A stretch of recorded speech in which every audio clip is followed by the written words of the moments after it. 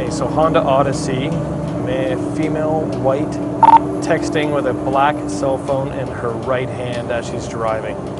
Oh, I'm 10 hour. Yeah, that's the one right in front of you there, the black Odyssey. Yeah, it's going to be at 10:50 hours. Location is going to be Young and Savage.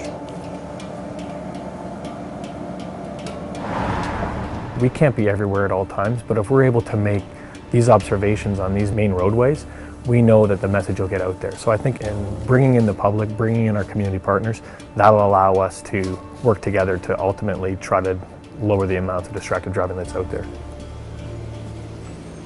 So we got on the bus today. First of all, I'm going to be talking to the driver, letting them know why we're there, right?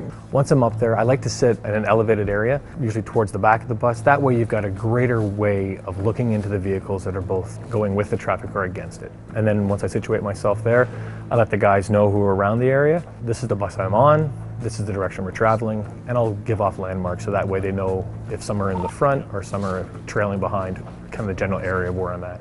So you're looking through the bus window into the vehicles as they're traveling either beside us or going opposite us. Sometimes if it's a higher commercial motor vehicle, you're looking directly across at them.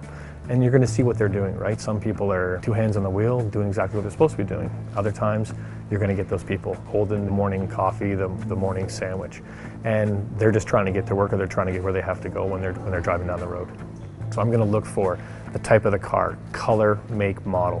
I'm going to try to describe the type of phone they're using, right? Whether it's an Apple phone or a Samsung, whether it's in a case or not in a case, and where they're using it. Is it going to be in their right hand, left hand?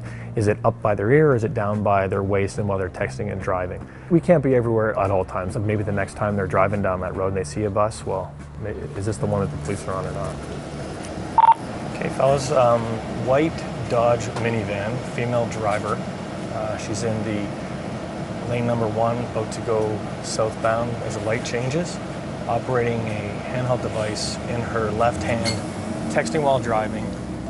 We're trying to engage the public so that they can help us in a partnership. If they see us out there full uniform on a bus, they're going to start asking questions. And if we can get out there and say, this is what we're doing, this is why we're on the bus, they're going to be able to work with us. There's been times that people have actually engaged us as officers to say, you know, did you see that guy or did you see that woman, she was texting, and they're actually trying to help us as well. There's always going to be people that sometimes think that it's not the best tactic, it's not a fair tactic. We're going to use different tactics as people change their ways of getting the information to their friends. Where we used to have mobile or stationary enforcement, this is just a different way. We're still being mobile in our enforcement, we're just using a different vehicle and doing it.